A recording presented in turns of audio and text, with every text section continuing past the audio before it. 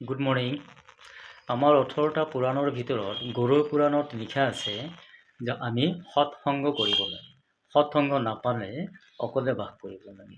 সেয়ে আপোনালোকক কৈছোঁ, আপোনালোকে প্ৰেম নাইবা বিয়া যিটোৱে নকৰক কিয় এজন ভদ্ৰ ব্যক্তিৰ লগত কৰিব।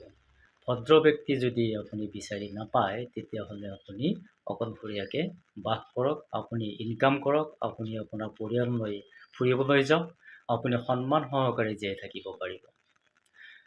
অন্যথা আপুনি যদি অসৎ লোক এজনৰ লগত সংগ কৰে, বিয়া কৰে বা প্ৰেম কৰে, তেতিয়াহ'লে আপোনাৰ এই সন্মান কেতিয়াও নাথাকে।